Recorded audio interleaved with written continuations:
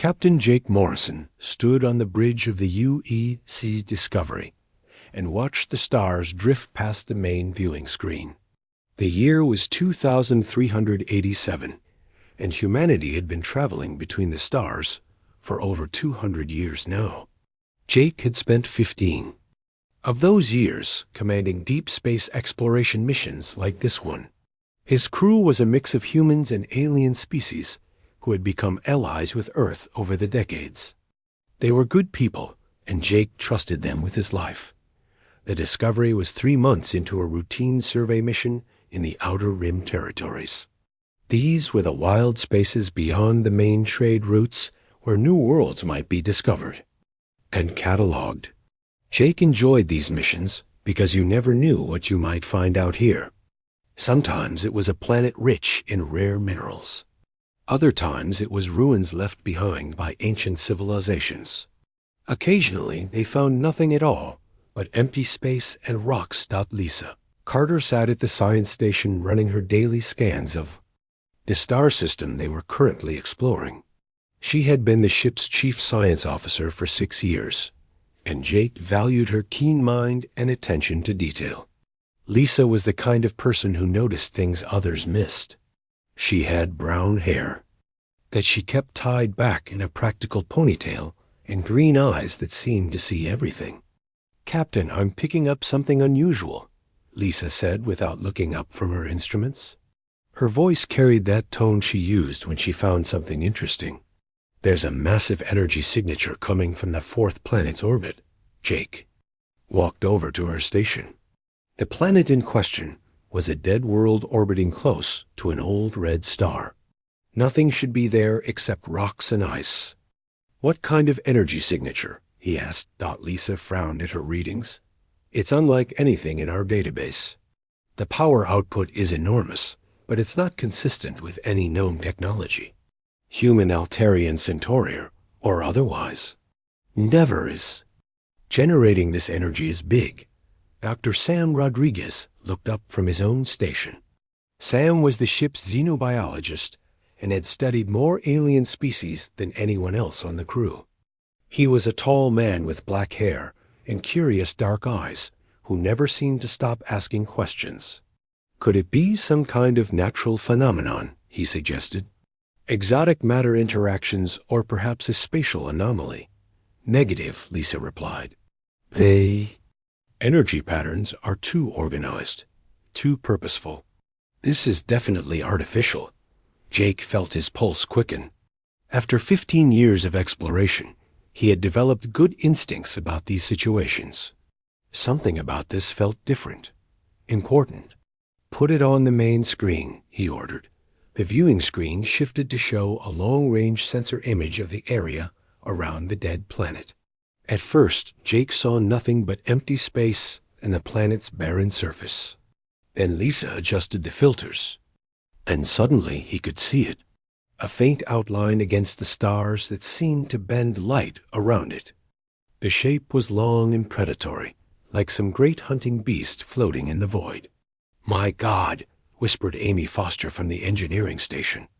Amy was young but brilliant, with short blonde hair and blue eyes that missed nothing when it came to technology. "That's a ship, a massive one."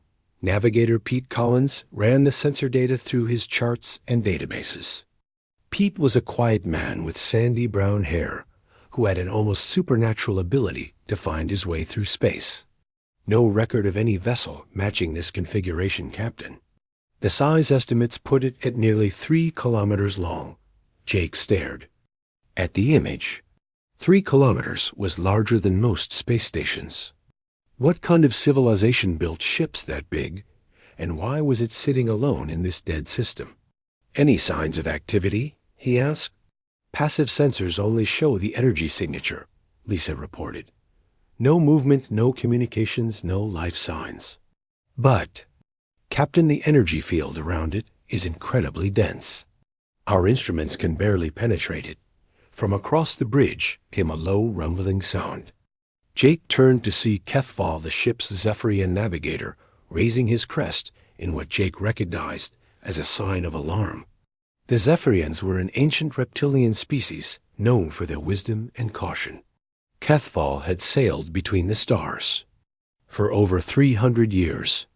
Danger, Kethval said in his careful, measured way of speaking. Ancient things sleep in the deep spaces, Captain Morrison. Some are best left undisturbed. Jake respected Kethval's experience, but his curiosity was stronger than his caution. We're explorers, Kethval. This is what we do. We investigate the unknown. Ben Parker looked up from the communication station. Ben was a cheerful man with red hair and freckles, who could somehow find a way to talk to almost any species they encountered. Captain, I'm not detecting any standard communication frequencies from the vessel. Whatever technology it uses, it's not broadcasting on any channels we recognize. Kate Sullivan, the ship's medical officer, joined the conversation. Kate was a calm woman with dark hair and steady hands who had saved more lives than Jake could count.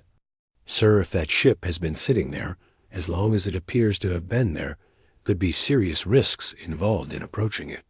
Unknown pathogens, radiation exposure, or worse. Jake weighed his options.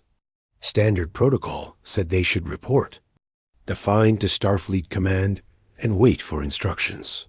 But they were months away from the nearest communication relay.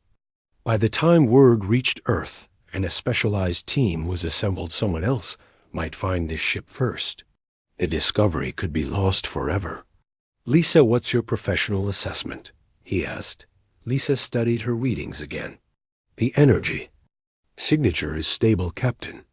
Whatever power source it's using has been running for a very long time without fluctuation. That suggests advanced technology and robust engineering. The risk appears manageable if we approach slowly and maintain safe distance. Amy, can our shields handle that energy field? Amy ran quick calculations on her console. Our shields should protect us from most energy effects, Captain. I'd recommend we approach at quarter impulse and monitor the field strength continuously. Jake made his decision. Set course for the unknown vessel. Quarter impulse. All stations maintain yellow alert. I want continuous scans, and the moment anything changes we pull back. Pete laid in the course, and the Discovery began moving toward the mysterious ship. They drew closer, the energy signature grew stronger, and their instruments began showing more detail. The vessel was sleek and predatory in design, unlike anything in the galactic database. Its hull seemed to absorb light, making it difficult to get clear visual readings. Captain, Lisa called out with excitement in her voice. I'm detecting some kind of response from the vessel. The energy field is fluctuating. Jake felt the hair on the back of his neck stand up. Response to what? To our approach. It knows we're here. The energy field around the mysterious ship suddenly flared brighter, and Jake felt something strange happen to his mind. It was like someone was pressing against his thoughts from the outside. Around the bridge, he could see his crew members grabbing their heads in pain. The feeling grew stronger, and then a voice echoed through their minds, speaking in perfect galactic standard. Leave. You are not worthy. The telepathic voice carried such weight that several crew members collapsed. Amy Foster fell to her knees, clutching her head while Ben Parker stumbled backward from his station. Even Kethval, who was known for his mental discipline, let out a low hiss of distress. Jake felt like someone was squeezing his brain, but he managed to stay on his feet. All stations report, Jake called out once the mental pressure faded. Is everyone all right? Kate Sullivan was already moving around the bridge, checking on the crew members who had fallen. No serious injuries, Captain, but that was some kind of powerful psychic attack. I've never felt anything like it. Lisa Carter pulled herself back to her console with shaking hands. Captain, the energy readings just spiked to incredible levels. Whatever technology that ship is using, it can project telepathic messages across several kilometers of space. Jake helped Amy back to her feet. The young engineer looked pale but determined. That thing is incredibly powerful, Captain, she said. The energy required for that kind of telepathic broadcast would drain our entire power grid in seconds. Did anyone else notice something strange about that message? Dr. Sam Rodriguez asked. Sam had recovered quickly and was already thinking like a scientist again. It spoke in Galactic Standard, not in whatever language its builders used. That suggests it has been in contact with current galactic civilization. Ben Parker nodded from the communications station. The voice also seemed to know we were sentient beings capable of understanding language. It wasn't just broadcasting random signals. Jake stared at the alien ship on the screen. The vessel had gone back to its previous state, with the energy field stable once again. Pete, take us back to a safe distance. 5,000 kilometers should do it. As the Discovery moved away, Jake called for a senior staff meeting in the conference room. Within minutes, his key officers had gathered around the table. Lisa brought her sensor readings, while Sam carried a portable computer loaded with xenobiological data. "All right, people, what do we know?" Jake asked. Lisa activated the holographic display in the center of the table. The ship appears to be approximately 10,000 years old based on material decay analysis. It predates most known civilizations in this sector of the galaxy. The energy source is completely unknown but incredibly advanced. 10,000 years, Sam repeated thoughtfully. That would make it older than the Centaurian Collective, and they claim to be the oldest spacefaring race in the local galactic arm. Amy studied the technical readings. The power output is beyond anything we've ever seen. This ship could probably destroy our entire fleet without breaking a sweat. Yet it only sent a warning and let us leave. Kate leaned forward. The telepathic ability suggests a species with natural psychic powers or incredibly advanced biotechnology. The fact that it can project thoughts directly into our minds means it understands how different species process information. There's something else, Ben added. I've been monitoring long-range communications since we arrived here. I'm picking up scattered reports from across the galaxy about similar encounters. Jake felt a chill run down his spine. Similar how Ben pulled up a data pad with communication intercepts. Over the past 6 months, there have been 17 reported encounters with an unknown vessel matching this description. The pattern is always the same. The ship appears in a system, tests whoever approaches, and then rejects them with the exact same message. 17 encounters, Lisa said with amazement. This ship has been traveling across the galaxy systematically. But why? Sam activated his computer and began pulling up files. I've been researching the species that have attempted contact. The Altarians approached it near their home system 2 months ago. They sent their best diplomatic vessel with full honors and ceremony. The ship rejected them after putting them through some kind of energy maze test. The Centaurian Collective tried next. Ben continued reading from his reports. They used their most advanced scientific vessel and tried to communicate through mathematical equations and universal constants. The ship created spatial distortions that nearly destroyed their ship before rejecting them. Amy whistled softly. Even the Drakmor Empire attempted contact. Those are some of the most militaristic beings in the galaxy. They approached with a full battle fleet, thinking they could intimidate it into submission. What happened? Jake asked. The ship disabled their entire fleet without firing a single weapon, Ben replied. It created some kind of temporal field that froze their ships in place for 3 hours. And it gave them the same message and released them. Kate shook her head in amazement. So this vessel has rejected every major species in the galaxy. Diplomats, scientists, warriors. What could it possibly be looking for? Pete Collins, who had been quietly listening, finally spoke up. Captain, I've been analyzing the ship's movement patterns based on these encounter reports. It's not wandering randomly. There's a definite pattern to where it appears. He activated the star chart display and pointed to various systems. Look at these locations. If you connect them, they form a spiral pattern moving inward toward the galactic core. But it's also following specific types of star systems. Older systems with planets that could support life. Lisa studied the pattern. It's searching for something specific. But what could be so important that it would spend months traveling across the galaxy testing different species? Maybe it's not looking for a thing, Sam suggested. Maybe it's looking for a particular type of species. One that meets certain criteria that we don't understand yet. Jake stood up and walked to the window. Outside, he could see the distant glow of the alien ship, still waiting in the darkness. The question is what makes a species worthy in its judgment. The Altarians are known for their honor and tradition. The Centaurians for their wisdom and logic. The Drakmor for their strength and courage. Yet it rejected all of them. Captain, Amy said quietly, there's one major spacefaring species that hasn't been tested yet. Jake turned back to face his crew. He could see the same thought forming in all their minds.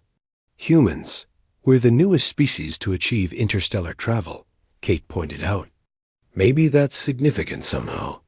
Maybe it's looking for a fresh perspective. Ben nodded enthusiastically. Every other species approached it, using their traditional strengths. What if that's exactly what it doesn't want? Jake felt the weight of decision settling on his shoulders. The Galactic Council has declared that ship off limits after the Drakmor incident. If we attempt contact, we'll be violating direct orders. But Captain, Lisa said with excitement in her voice, this could be the most important discovery in galactic history. We can't just turn away. Jake looked at each of his officers. These were good people who trusted him to make the right choice. I need to think about this. Dismissed for now, but I want everyone to start preparing contingency plans. If we do attempt contact, I want to be ready. As his crew filed out of the conference room, Jake remained at the window, staring at the alien ship. Somewhere out there was a vessel that had rejected every advanced civilization in the galaxy. The question was whether humanity had something unique to offer, or if they would simply become the 18th species to be found unworthy. Jake Morrison stood alone in his quarters, staring out at the stars. He had been thinking for 3 hours about what to do next. The safe choice was to report their discovery to Starfleet Command and let someone else make the decision. The dangerous choice was to attempt contact with a ship that had already rejected 17 different alien species. But Jake had not become a starship captain by making safe choices. A soft chime indicated someone was at his door. "Come in," he called.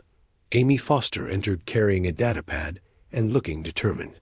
"Captain, I've been running calculations on the alien ship's testing methods. I think I know why the other species failed." Jake gestured for her to sit down.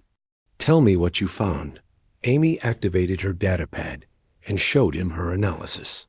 Every species that approached the ship used their most advanced technology and largest vessels. The Altarians sent a diplomatic cruiser with full ceremonial honors. The Centaurians used their newest science ship loaded with quantum computers. The Drakmor brought an entire battle fleet.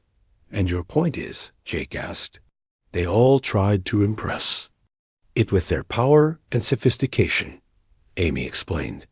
"But what if that's exactly the wrong approach? What if this ship is looking for something else entirely? Something simpler?" Jake leaned forward with interest.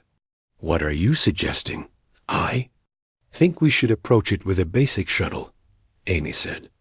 "Minimal technology, minimal crew, minimal show of force. Let our actions speak instead of our machines." Before Jake could respond, his communicator chimed. "Captain Morrison to the bridge," came Lisa's urgent voice. "We're receiving a priority message from Starfleet Command." Jake and Amy hurried to the bridge, where Ben Parker was already decoding the incoming transmission. The message was from Admiral Helen Martinez at Starfleet headquarters on Earth. Her stern face appeared on the main screen, looking tired and concerned. "Captain Morrison, you are ordered to maintain a safe distance from the unidentified vessel and await further instructions. Under no circumstances are you to attempt contact. The Galactic Council has declared the ship a clear and present danger to all spacefaring species. A joint task force is being assembled to deal with the situation. Admiral Martinez out. The bridge fell silent. Jake looked around at his crew and saw disappointment on their faces. These were explorers who had joined Starfleet to discover new things and push the boundaries of human knowledge. Being told to back away from the greatest discovery in centuries went against everything they believed in. "Captain," Lisa said quietly, "if we wait for the task force, this opportunity will be lost. They'll probably try to destroy the ship rather than communicate with it. The Drakmor are already pushing for military action," Ben added. "I'm intercepting their communications, and they want revenge for the humiliation they suffered." Jake made his decision. "Amy, prepare Shuttle Bay 2. Minimal equipment and basic life support only. Lisa, I want you to monitor everything from here and be ready to assist if needed. Ben maintained communication silence with Starfleet until we return." "Captain, you can't." "Go alone," Kate Sullivan protested. "The risks are too great." "I'm not going alone," Jake replied. "Ben, you're with me for communications. Kate, you're coming too in case we encounter biological hazards or need medical assistance." Amy looked up from her preparations. "Captain, the shuttle will be ready in 30 minutes. I'm installing the most basic navigation and life support systems. We have no weapons, no advanced sensors, no quantum computers. Just the essentials." Kethful approached Jake with his crest raised in concern. "Captain Morrison, this path leads to great danger. The ancient ones who built such vessels were powerful beyond our understanding. They did not build toys for lesser species to play with." "I understand your concerns, old friend," Jake replied. "But sometimes you have to take risks to achieve something important. This ship has been searching the galaxy for something. Maybe it's time to find out what." An hour later, Jake, Ben, and Kate climbed aboard the small shuttle in Bay 2. The vessel was barely larger than a civilian transport with basic systems and simple controls. Amy had stripped out everything except life support navigation and communication. Even the hull plating was standard Duray steel instead of the advanced composites used on modern starships. "This feels like going into battle with a wooden sword," Ben commented as he settled into the co-pilot's seat. "Maybe that's exactly what we need," Kate replied from the medical station. "Every other species tried to show strength. Maybe weakness is what it wants to see." Jake activated the shuttle's engines, and they moved away from the Discovery toward the alien ship. As they approached, the massive vessel seemed to grow larger and more intimidating. The hull was covered in patterns that seemed to shift and flow like living tissue. Energy fields crackled along its surface in colors that had no names. "Contact in 30 seconds, Ben reported. Still no response on any communication frequencies.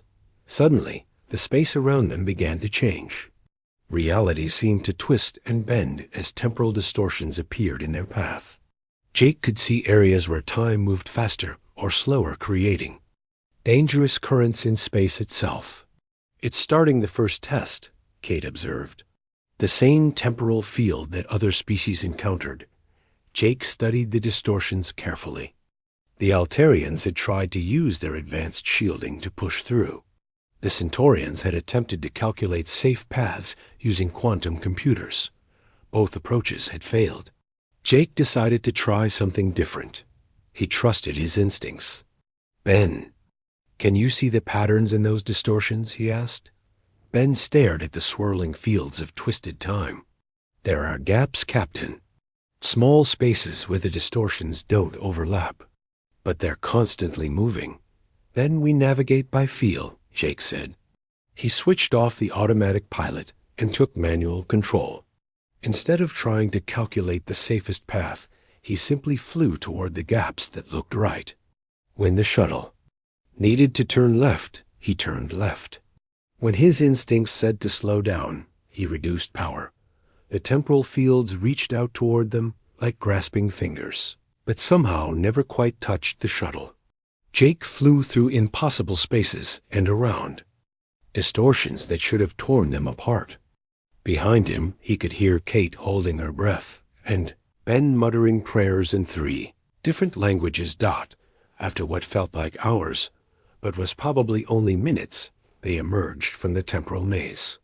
The alien ship loomed directly ahead of them, now close enough to see individual hull sections and strange symbols carved into the metal. "We did it," Ben said with amazement. "We actually made it through." But Jake knew the first test was just the beginning. Already he could see new energies building around the alien vessel. The ship was preparing its second challenge, and Jake hoped that human intuition would be enough to see them through whatever came next. The space around their shuttle began to glow with a brilliant white light. Jake felt the hair on his arms stand up as energy fields built around the alien ship. This was the second test, and he could already tell it would be different from the temporal maze they had just survived. "Energy readings are off the charts," Ben reported from his instruments. "Whatever this thing is planning, it's going to be big." Suddenly, the white light exploded outward, and their shuttle was surrounded by walls of pure energy.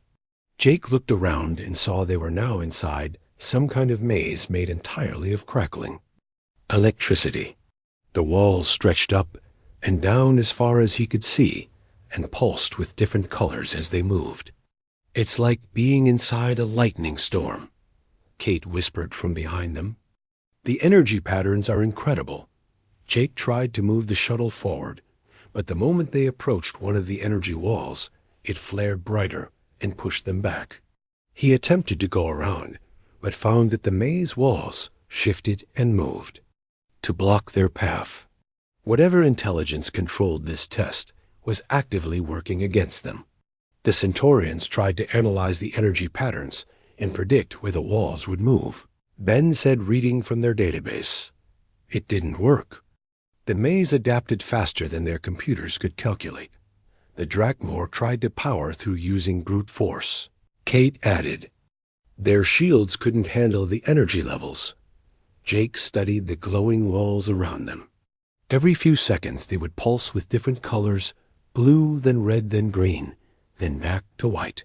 There seemed to be no pattern that he could see, but something about the way they moved reminded him of breathing, like the maze was alive somehow. "Ben, what do you think?" Jake asked. "Any ideas how to approach this?" Ben watched the energy walls carefully. "Captain, I think this maze responds to our emotions. When you tried to force our way through the walls, got brighter and more aggressive. But when we just sit here calmly, they seem less threatening." Kate leaned forward. "He might be right. I'm picking up some kind of biofeedback from the energy fields. It's like they're reading our stress levels and heart rates." Jake thought about this. Fear and aggression made the maze more dangerous. Calm made it less so. But they couldn't just sit here forever. They needed to find a way through while maintaining the right emotional state. "All right, new plan," Jake announced. "We're going to approach this with respectful curiosity. Not fear, not aggression, just genuine interest in learning how it works." He gently moved the shuttle toward the nearest wall. Instead of trying to push through or find a way around, he simply moved close enough to observe. The energy field pulsed softly, but didn't push them away. Jake could see patterns in the electricity, now swirls and eddies like water flowing around rocks. "It's beautiful," Kate said with wonder in her voice. "The patterns are almost like neural pathways in a brain." As she spoke, the energy wall in front of them began to fade, not disappearing completely, but becoming transparent enough that they could see through to the space beyond. Jake carefully moved the shuttle forward, and the wall parted like curtains to let them pass. "That's it," Ben said with excitement, appreciation and wonder. "That's what opens the paths." They moved through the maze slowly and carefully, always approaching each barrier with genuine curiosity about how it worked. When they encountered walls that blocked their path, they would stop and observe until they understood. something new about the energy patterns. Each time their appreciation grew, the walls would part to let them continue. The process took nearly an hour, but eventually they emerged from the energy maze into clear space near the alien ship. Jake could see an opening in the hull ahead of them, large enough for their shuttle to enter. The massive vessel was inviting them inside. "Are we really going to fly into that thing?"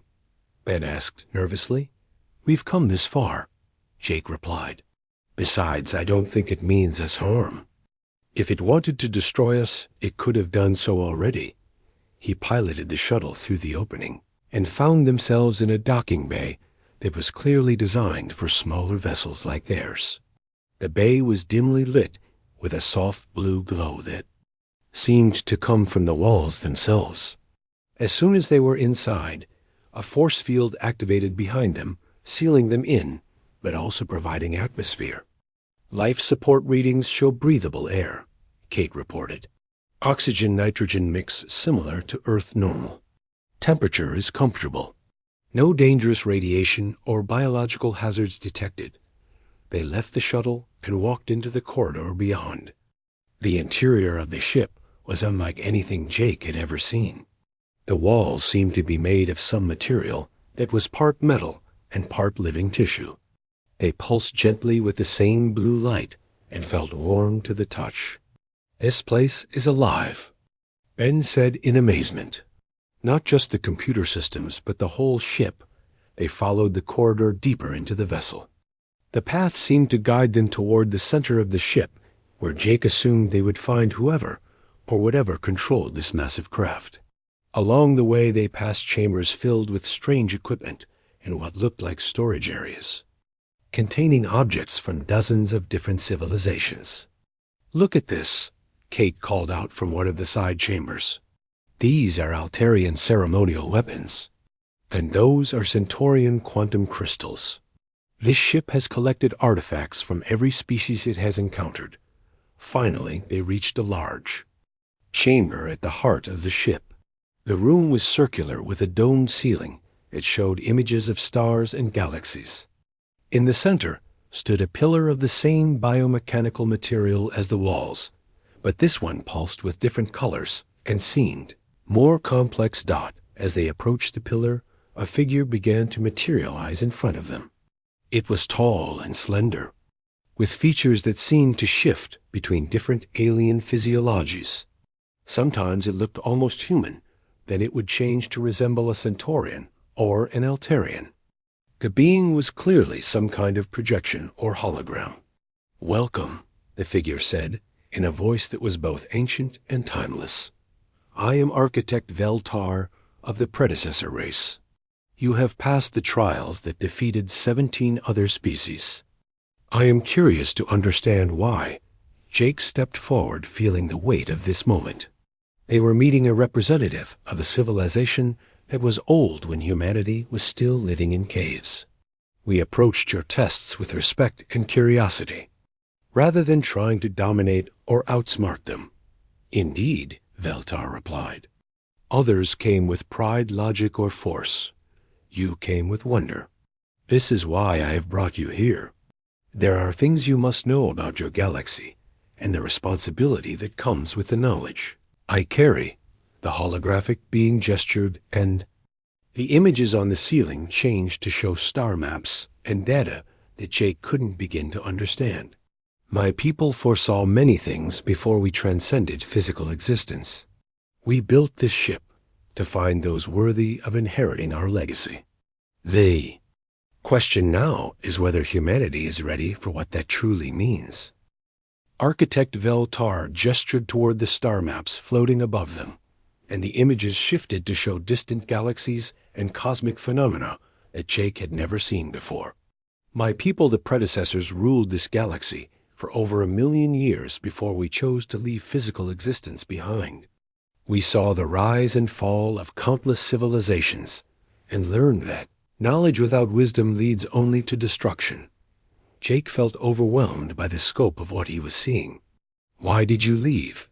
"Because we had learned all there was to know about physical existence," Veltar replied. We transcended to explore higher dimensions of reality. But before we departed, we faced a choice. What to do with the knowledge and technology we had accumulated over millennia. The star maps changed again, showing planets being destroyed by massive cosmic forces. Jake could see entire solar systems being consumed by things that looked like tears in space itself. Every few million years, this galaxy faces threats that can destroy all life, Veltar continued. Dark matter storms that consume entire star clusters. Dimensional rifts that allow hostile entities from other realities to enter our universe. Ancient weapons left behind by extinct civilizations that activate randomly and devastate everything. In their path, Ben stepped closer to get a better look at the images. How do you stop things like that? We built safeguards, Veltar explained. Defense systems hidden throughout the galaxy. Early warning networks that can detect these threats before they become unstoppable. Medical technologies that can heal entire populations. But most importantly, we created knowledge preservation systems that ensure scientific advancement continues even after civilizations fall. Kate studied the medical data that was now appearing in the displays.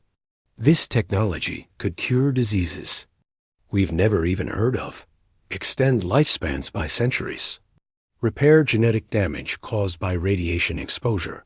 The question, Veltar said, looking directly at Jake, is what you would do with such power. The Altarians would have used it to expand their empire and impose their code of honor on other species. The Centaurians would have hoarded the knowledge, believing only they were wise enough to use it properly. The Drakmor would have turned it into weapons to conquer the galaxy. Jake felt the weight of the decision settling on his shoulders. This was not just about humanity, but about the future of every living being in the galaxy. What exactly are you asking us to do? I am asking if humanity is willing to become the new guardians of predecessor knowledge, Veltar replied. To use this technology not for your own benefit, but for the protection of all sentient life. 2. Share the knowledge freely while ensuring it is not misused. To watch for the cosmic threats that periodically emerge and coordinate the galaxy's response when they appear, the holographic being paused and studied Jake's face. But understand, this is not a gift. It is a burden that will change humanity. Forever. You will become responsible for civilizations you have never met. You will need to make decisions that affect billions of lives. Some species will hate you for having this power. Others will try to steal it from you. Are humans prepared for such responsibility? Jake looked at Ben and Kate. He could see the same thoughts in their eyes that were running through his mind. This was far beyond anything they had imagined when they first detected the energy signature. Can we discuss this? Of course, Veltar said. But know that I am already beginning to fade. This consciousness has maintained itself for 10,000 years, waiting for worthy successors. Once I transfer the knowledge, my purpose will be complete, and I will join my people in the higher dimensions.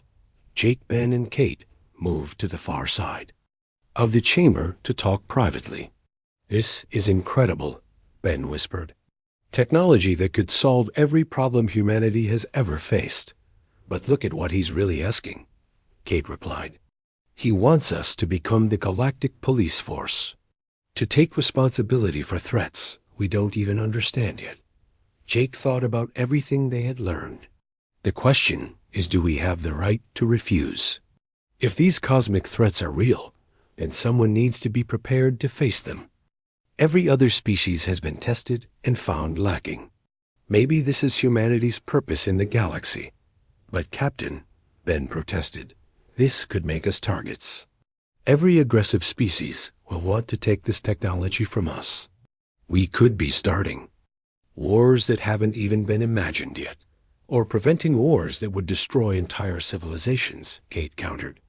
If we refuse and one of these cosmic disasters occurs, we'll know we could have prevented it. Jake made his decision. He walked back to Veltar and looked the ancient being in the eyes. We accept the responsibility, but with conditions, Peltar's form brightened with interest. What conditions? First, the knowledge must be shared with other species as they prove ready for it. Humanity won't hoard these secrets. Second, we establish a council with representatives from multiple species to help make decisions about how the technology is used. Third, we focus on defense and healing, not weapons and conquest. And fourth, Kate added, stepping forward, we maintain transparency about what we're doing. No secret projects or hidden agendas. If we're going to be guardians, then everyone should know what we're guarding against. Ben nodded his agreement. We'll need help from other species to do this job properly. Humans are good at adapting and solving problems, but we're not perfect. We'll make mistakes, and we'll need other perspectives to catch them. Peltar was silent for a long moment. Then the holographic being smiled an expression that seemed to encompass features from dozens of different species. You continue to surprise. Every other species that reached this point wanted to know what they would gain. You ask about what you can give to others. This is why you have succeeded where they failed. The chamber filled with light as Peltar began the knowledge transfer. Jake felt information flowing into his mind faster than he could process. Star charts showing the locations of hidden defense systems. Medical knowledge that could revolutionize healthcare. Early warning networks that monitored cosmic phenomena across the galaxy. Instructions for technologies that seemed like magic. The transfer is complete, Peltar said as his form began to fade. You now carry the legacy of the predecessors. Use it wisely, young guardians. The galaxy's future rests in your hands. As the holographic being disappeared completely, Jake felt the full weight of what they had inherited. He looked at Ben and Kate and saw the same mix of excitement and terror in their faces that he was feeling. They had set out to explore an unknown ship and ended up accepting responsibility for protecting all life in the galaxy. Well, Ben said after a moment of silence, this is going to be interesting to explain to Starfleet Command. Jake laughed despite everything that had happened. I think we're going to need a bigger ship. They made their way back to the shuttle, knowing that their lives and humanity's place in the galaxy had changed forever. The Discovery was waiting for them, along with the challenging task of convincing both human leadership and the Galactic Council that humanity was ready for this unprecedented responsibility. The real work was just beginning.